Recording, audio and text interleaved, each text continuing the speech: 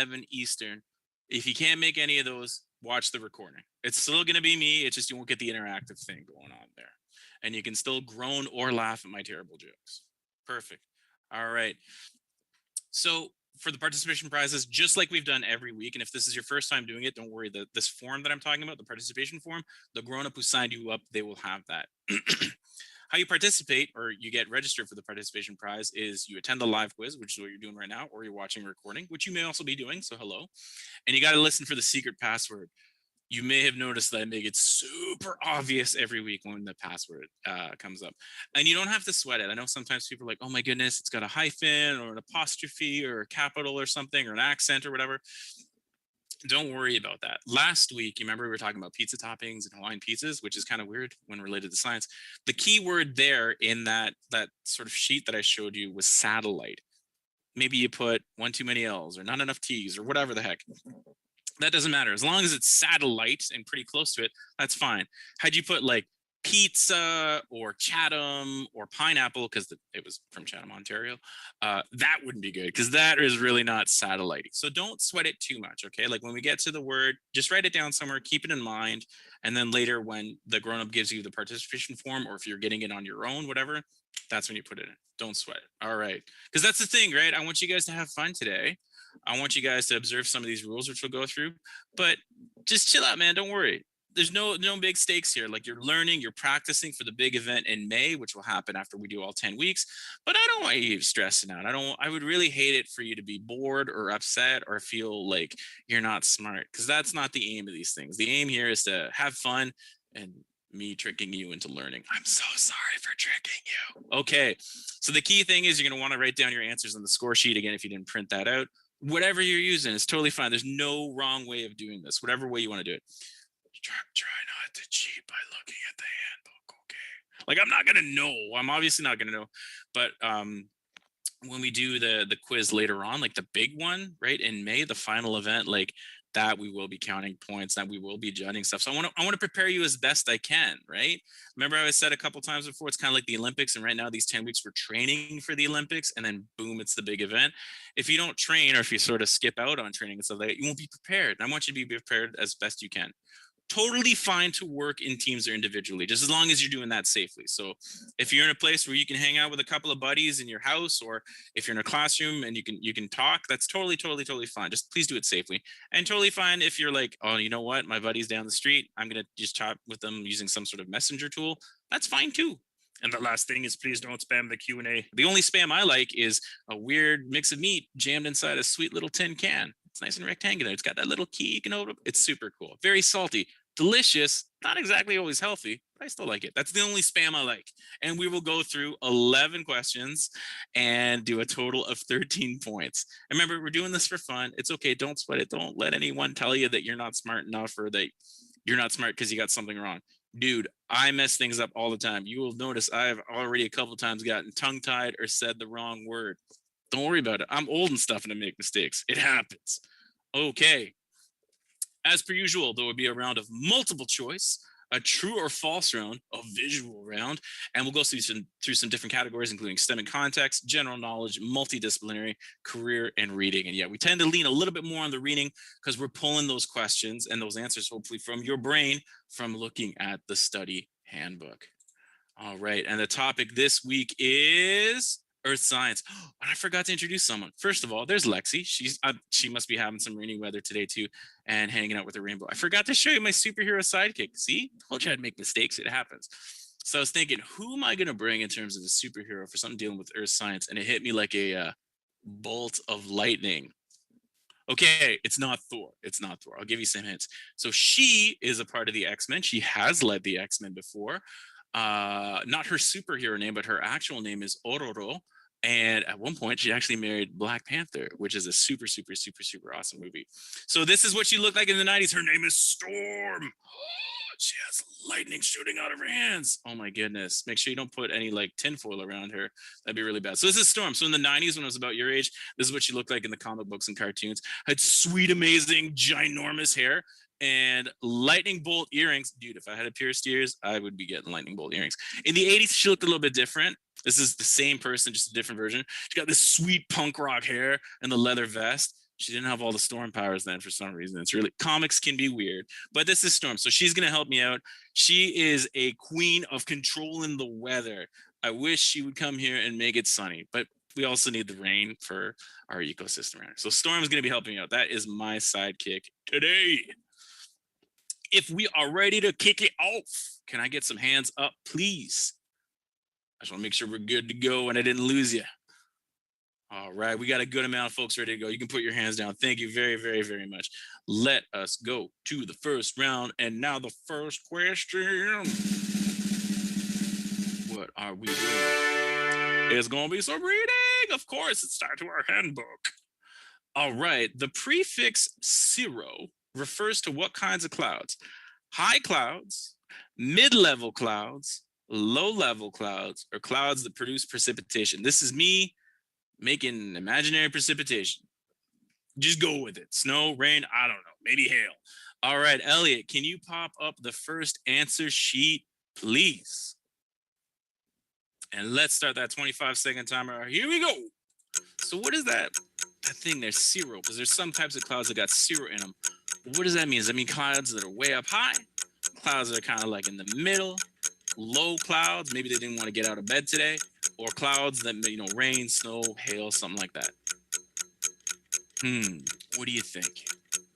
I know you know, Storm. Come on, it's practically cheating. You control the weather. Of course you know. Of course you know. All right, let's lock those answers in, and let's take a look.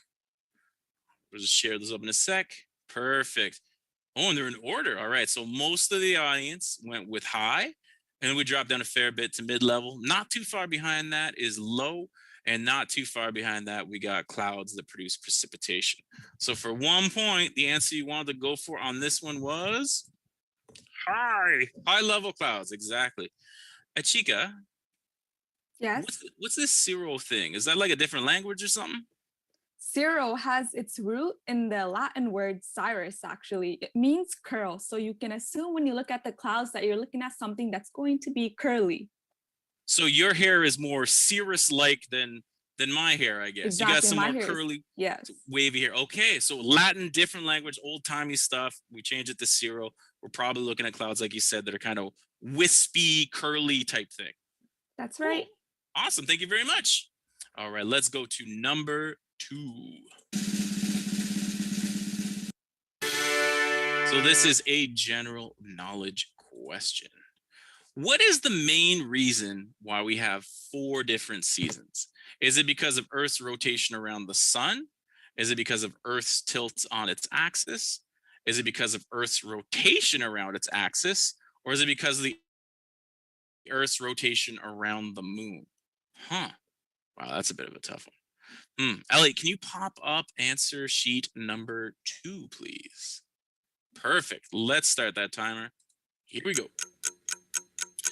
Wow, these are all really, really, really different answers, but it seems to be tied to something that the Earth is doing. Is it because of how the Earth rotates around the sun? Is it because the Earth is tilted on an axis? Is it because of the way it rotates around an axis? Or is it because of how we rotate around the moon? Wow. So one of these things affects why we have, at least in Canada, 4 very distinct seasons. All right, Elliot, let's lock that in and let's take a look. Okay. So we're fairly split here, but the top answer we are looking at is Earth's tilt on its axis. Then we drop down to Earth's rotation around the sun. Then we drop down a fair bit to rotation around its axis. And then we drop down a fair bit again to rotation around the moon. And the answer we were looking for here is Earth's tilt on its axis. Minha, how tilted is this Earth of ours? Today, actually, the Earth's axis is tilted 23.5 degrees from the plane of its orbit around the sun. And this tilt usually changes during a cycle that averages about 40,000 years. The tilt of the axis varies between 22.1 to 24.5 degrees. Because this tilt still changes, the seasons as we know them can become exaggerated. But I don't think any of us are going to be around for the next time that really happens. At 40,000 years, it's a bit of a wait. It's a bit of a wait. Okay. And that's it. And how many degrees did you say? 23.5?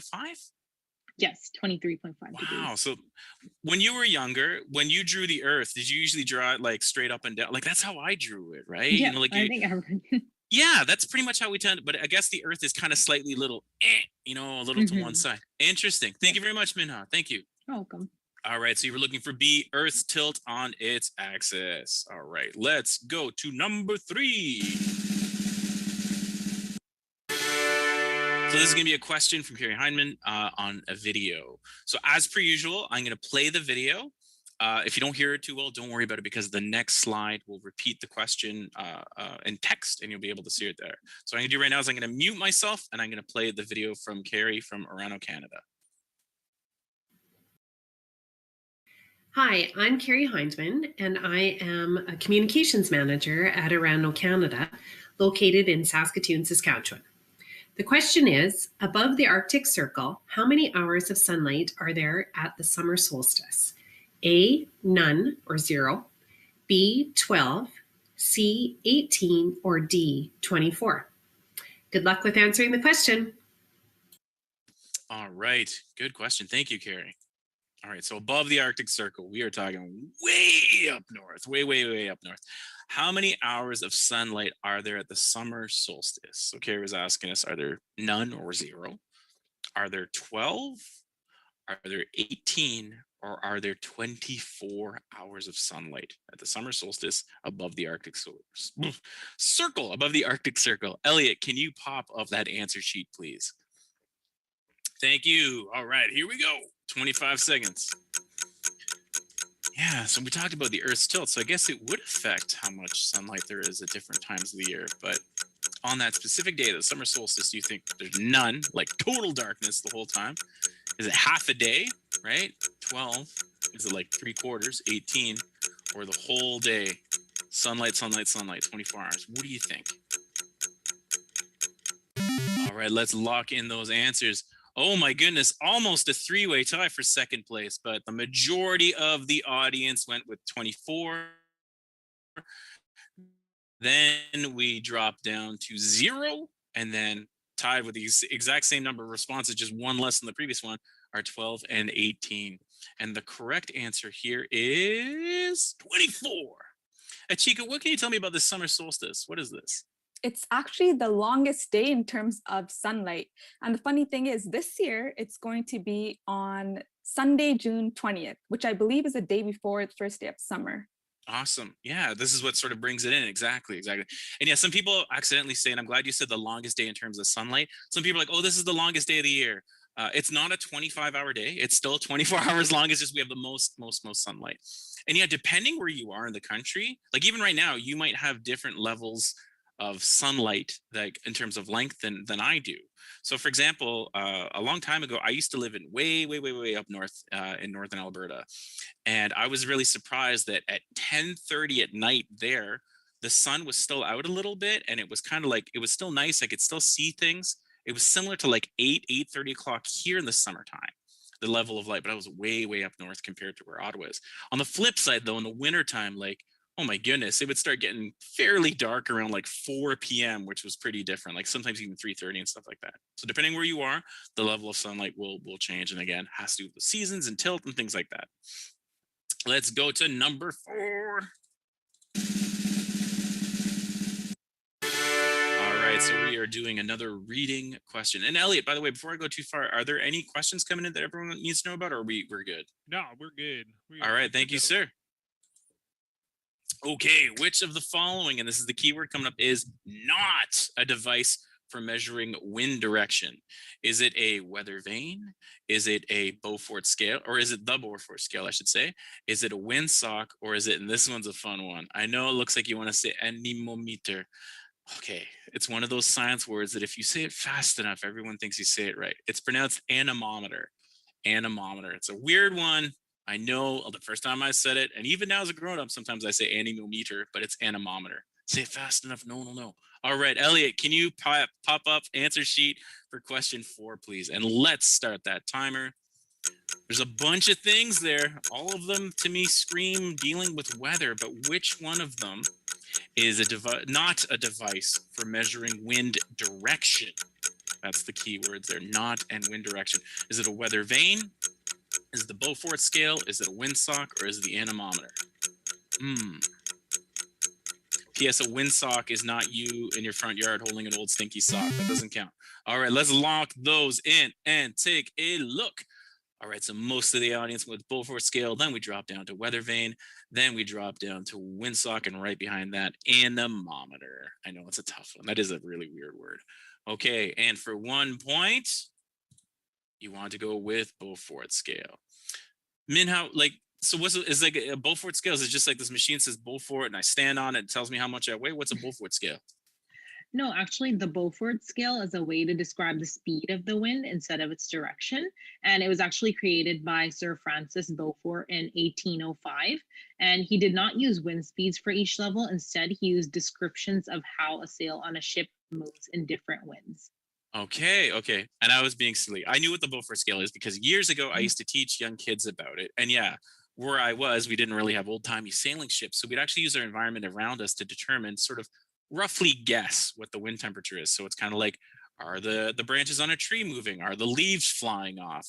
How quickly is the smoke moving, maybe from a chimney on a house or a factory, stuff like that. So we looked at our environment around us. And a weather vane, if you don't know what that is, sometimes on houses you'll see that thing that says like northeast, southwest, or maybe there's a rooster or a whale or a boat or I don't know, Pikachu maybe. I don't. Maybe Elliot, do you have a Pikachu weather vane, or do you wish you had one? Oh, I think we went on. Elliot? Yeah, sorry. No, it's okay. Food in my mouth. Oh, sorry, buddy. You don't have a Pikachu weather vane, do you? I do not. But it'd Okay. be cool if I did. I know it would be cool. I'd be impressed. The windsock is the thing you sometimes see at airports, which is like a red and white or orange and white stripy thing. It's not a sock from your foot. That'd be weird. But it sort of moves and shows where the wind direction is. And an anemometer actually measures wind speed and wind direction. But pro tip, when I was your age, we had a weather unit in class and the teacher had an anemometer and I held it and I got way too excited and I dropped it and I broke it and they made me go to the principal's office. So remember we talked about mistakes? Learn from my mistake. Don't get too excited when someone hands you science equipment. Be careful. I broke it. I got in trouble. True story. I was not impressed and neither were my parents or the teacher. All right. After that life lesson, let's go to question number 5.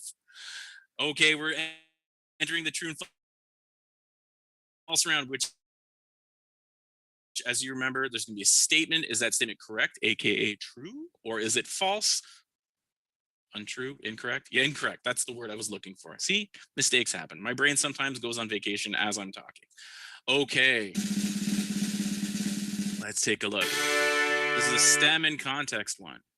Greta Tunberg is a Swedish environmental activist wanting people to take immediate action against climate change. Is that true or is that false? Elliot, can you pop up the answer sheet, please? Merci. All right, let's start that timer.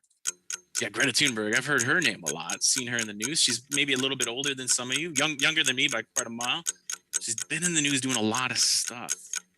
I know she's important. We keep talking about her. I can't remember exactly what she's talking about. I know she's from Europe, somewhere in Europe. Or is it Sweden? So is that statement true or is that statement false? All right, let's lock in those answers. All right, let's flip it around. Okay, so it looks like a whole bunch of people picked true for this one. And a few people picked false. And the correct answer for 1 point is true. Yes, she is a Swedish environmental activist. Wanting people really to start taking action like right now, not like be like, hey, let's do this in 60 years, guys. She's wanting us to start making some changes now. And yeah, she's only a little bit older than you, which is to me is mind-blowing. Very, very, very important, powerful person. Never think that you guys don't have a good voice and important thoughts as well. This is really, really neat that she can do that. Oh, secret password alert.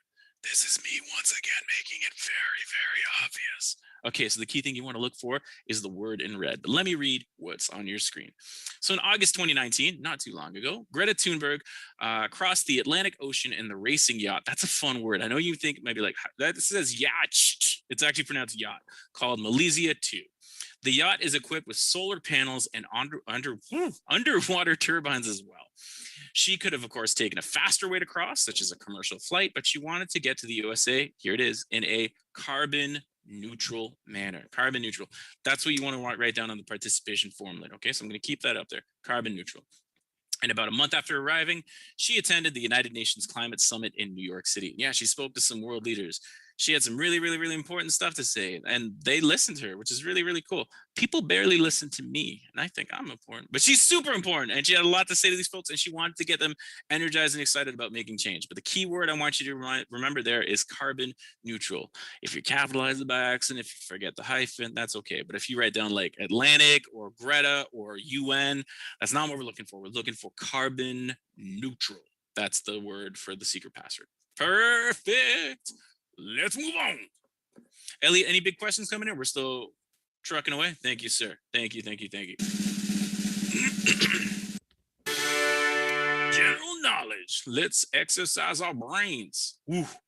True or false? The North Pole is colder than the South Pole. Wow. I don't know. Elliot, can you pop up that answer sheet? I really like to know the answer for this one. Let's start that timer. I mean, geez, I mean, they're both at opposite ends. Yes, they're opposite poles. That's why they're like that. Different parts of the world. But anytime I see pictures of them or like the wildlife there, it's always super freezing. It's not like at the North Pole, I see a lot of snow and seals and things like that in the South Pole, because in the South, it's not like there's desert and cactus. Well, it's a different kind of desert. It's ice and snow, but it's not like hot. I wonder if that's true or false. All right, let's lock in those answers and let's take a look. So most of the audience went with false, and well, obviously the other part of the audience went with true. There's only two options. Okay, and for 1 point, the correct answer you are looking for is false. Achika, do you have any facts about this? Yes, so let's compare the temperatures. So on average, during the summer, the North Pole is about 0 degrees, whereas the South Pole is about -30. But in the winter, the North Pole is -40, whereas the South Pole is around -60. So it's much Wow. colder. Wow. That is quite a surprising difference, considering, like I said, in my mind, like if I don't know if you've ever watched like Planet Earth or something like that, or nature documentaries, and you see footage up north, you see footage down south. To me, it's like, that's cold, but that's really, really, really, really cold. I've been to a really cold place, and it was that place in northern Alberta, and the coldest I have ever been, but there was a lot of wind that day, was -49 degrees. I was very unhappy that day, considering how cold it was. But it wasn't -60. Like, I mean, that's crazy, crazy, crazy cold. I'm gonna give you a bonus fact. Okay. Each year, towards the end of the year, around the holidays, there's a specific drink company that, for quite a while, liked putting out really cute little commercials of polar bears and penguins drinking their drink. As cute as that commercial is, I'm sorry to say this, it's not real. And I don't mean the fact that like animals aren't going to drink their stuff. What I mean is I don't know if you knew this, but polar bears and penguins, although they both live in very cold places, nowhere near each other. Nowhere near each other, right? So you're going to find polar bears way up north in the northern hemisphere, and you're going to find penguins way down south. There's some even way the south of South America. Yeah, but they're never gonna hang out with each other and be like, hey man, let's go get a burger. Well, first of all, they don't really talk as well. But I just want you to know that those animals are very, very separate. Burgers. Sorry? And they don't eat burgers. They shouldn't. Don't ever give a wild animal a burger. That's not good for it. Hey, it's not good for me, and I eat way too many of them. All right, let's go to number 7. Okay.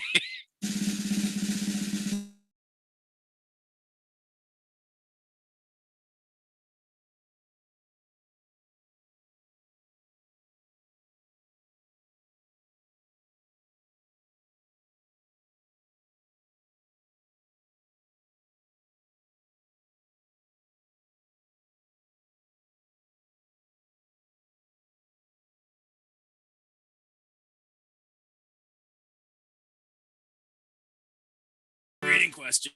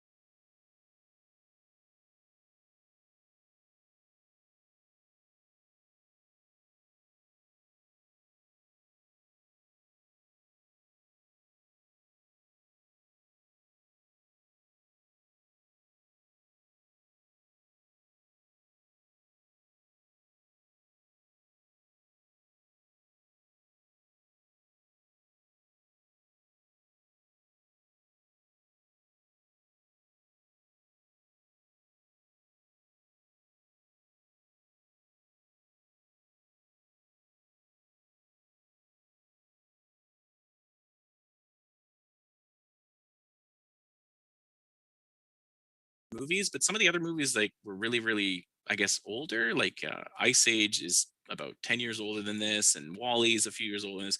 I want to try to find something that you might have been alive for when it came out. So that's why I specifically picked this. So a whole bunch of you picked the Lorax, and then it's a tie for the next one for the places you'll go, and then 1 fish, 2 fish, red fish, blue fish, and then no one went with green eggs and ham, which sounds like an odd breakfast. And the correct answer here for 1 point is the Lorax. Yeah, and he eventually takes off and leaves a little thing called an unless, which indicates that unless we really sort of change our ways, we won't be able to help things. Elliot, did you have a bonus fact the other day about the answer D? I actually did. So I've been out to the West Coast, specifically Victoria, BC. And there, when you go downtown, they have right on the docks a place called Redfish Bluefish. And it's actually a fish and chip place, which is really tasty. So that sounds delicious. Out there.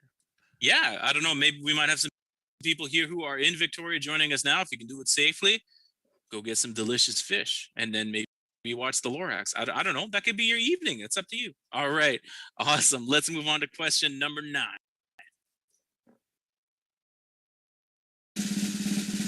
Okay, we're doing another reading one. What type of cloud is depicted in this image? And you can sort of see the square there. At first, you might be like, what is that? It looks kind of gray, blue. That is a cloud. Is that a cirrus cloud? Is that a cirrocumulus cloud?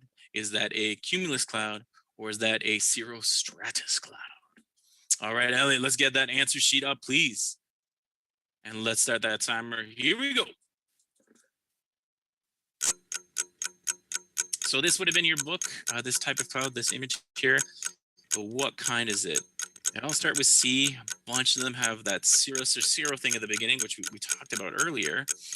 One's a little bit different, though. But which one is it? Cirrus, cirrocumulus, cumulus, or cirrostratus? What do you think? All right. Sorry? I say, what about Cirro Sneer? Cirro Sneer. Oh man, that is old school with the raccoons. That is an environmental cartoon, but I think that's kind of dating ourselves here, Elliot. I don't know how many young folks might have ever watched the raccoons on YouTube. All right. So the predominant answer with the crowd is cirrostratus. Then we drop down a little bit to cirrocumulus, and then cumulus, and right behind that, cirrus. And for 1 point, the answer you wanted to pick is cirrostratus. So yes, most of the audience has picked that. Perfect. Okay, let's move forward to number 10. So this is a career question. So as we usually do, I will play a video for you. This video is from Jason Dekaitis at C-SPAN Shipyards. And the thing I want you to listen for is, according to Jason, that's the fellow there, assembling a ship is similar to playing with what? So I'm going to mute myself, and then I will start the video. And that's what you want to sort of listen for, that statement, talking about maybe playing with something. Hi, my name is Jason Dekaitis, and I'm a ship manager at C-SPAN Vancouver Shipyards in North Vancouver. My background is in engineering, which I studied at the University of British Columbia here in Vancouver. In my role, I'm the on-site manager overseeing the build of a ship, and the main things I do are people management and problem solving.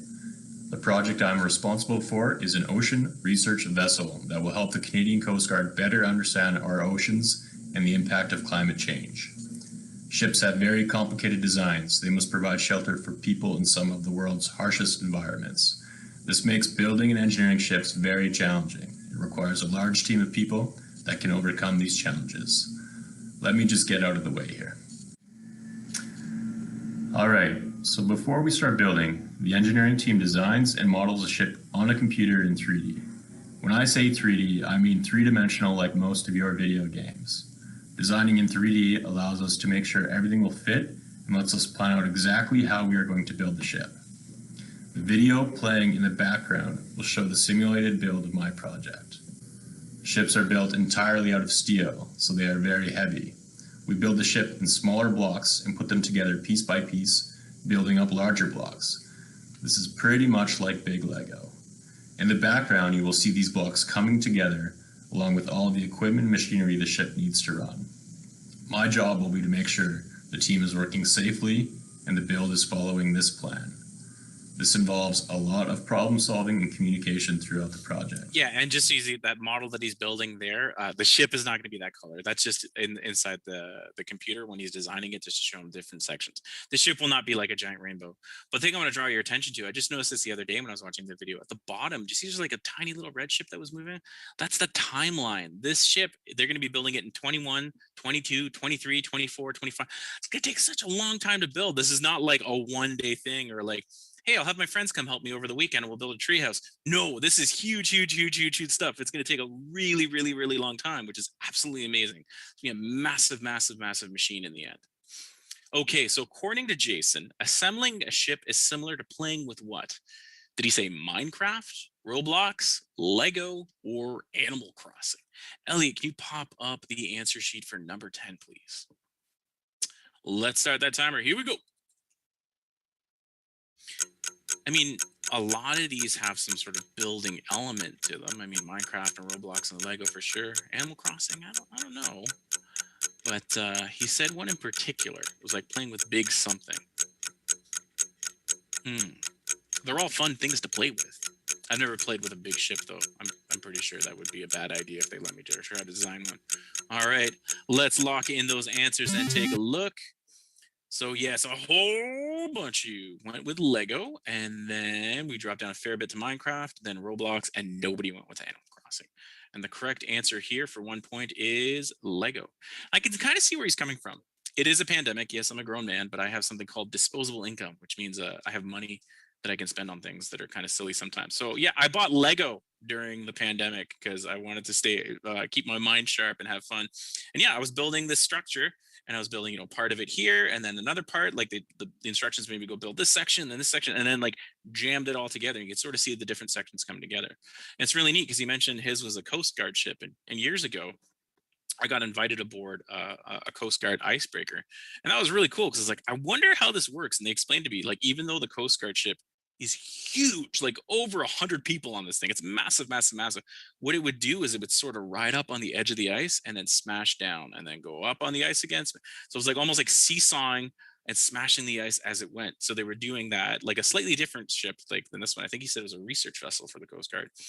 What they're doing with the icebreakers is they're opening up areas where ships have to go back and forth who aren't equipped to sort of go like smash, smash. So they're doing that to open those ways up. That's really, really neat. Elliot, do we have any questions before we go into potentially a bonus question? We're okay. We're good to go. All right, sir. Thank you very much. Yes, there's going to be a bonus question. Remember last? Oh, sorry. Yeah. Question 11. Yes, question 11. That's right. This is the bonus, isn't it? I think it is. Nope, I made a mistake. There's a bonus after this.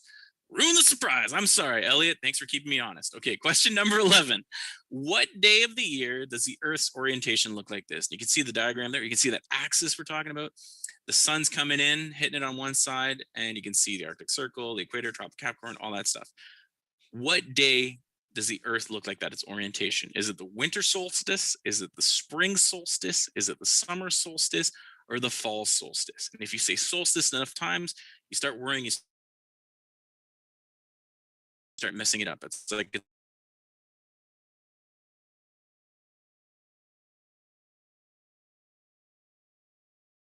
own little tongue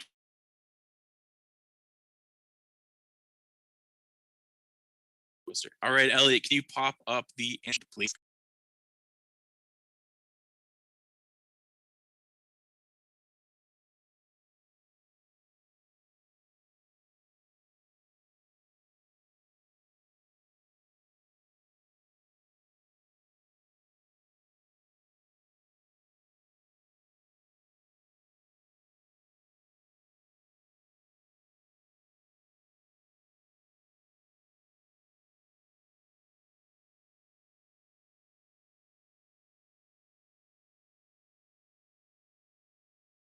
$23.5 degrees, is that what you said?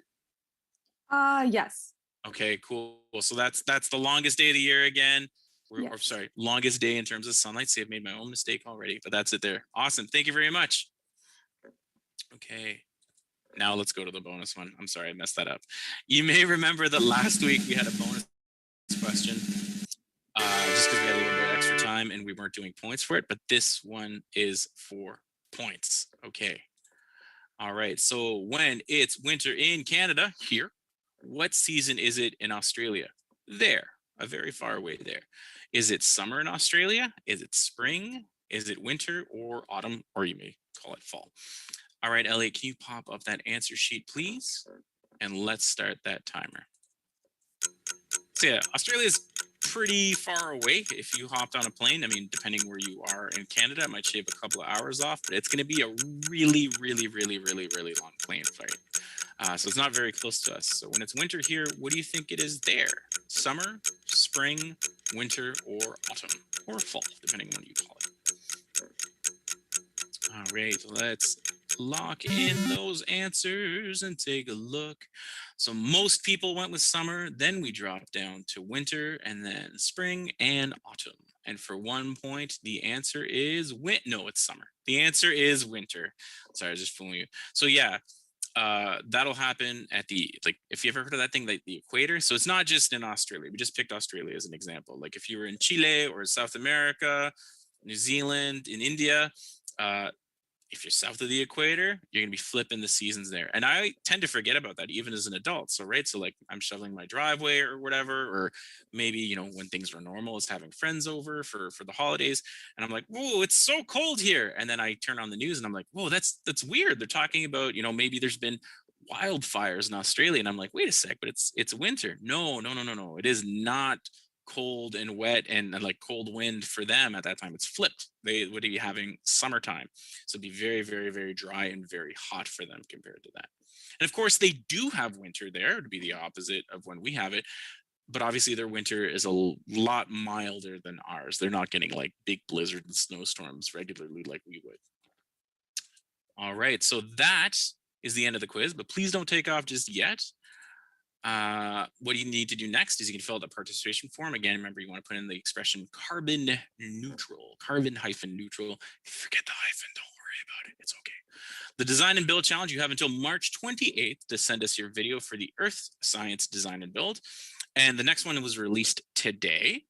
The chat with the scientist, that was on Tuesday. So if you missed the Tuesday session about bioengineering and health technology, the recording has been made available today as well. If you want to do any of this stuff on social media, share things, please don't share pictures of the questions or the answers. You can use the hashtag LTSC2021 for the Let's Talk Science Challenge 2021. If you want to tag us, you can use the following tags, I guess, handles. I don't know. That makes me sound super old. At Let's Talk Science, you can use that on Facebook and Twitter. And on Instagram, it's at LTScience_PS. The PS is for our French name, which is Parlons Science. Because yes, we do this in French and in English. Next week's topic, androids looking at menus, deciding what they're going to eat. Is he going to have a can of oil? Is he going to eat some nuts and bolts? Absolutely not. I'm making that up. The topic next week is engineering and technology. But yes, that is an android, and I don't know what they're thinking. I don't think it's lunch, though. Okay, huge thank you to Carrie Hindman from Orlando, Canada for the video, as well as Jason Dekaitis from C-SPAN Shipyards for their video. Huge thanks to Chika, Minha, and Elliot for helping me today. Thank you all for joining me today. Even though it was gloomy today where I am, I had a great time hanging out with you. I had a good time. I hope you did as well. Hope you learned some stuff and had some fun. Before we take off, though, just ask you one more favor. Ellie's going to pop up the last poll. Just a couple of quick questions. So before watching Jason's video there about the the Lego thing and the big ships, had you ever heard of that job?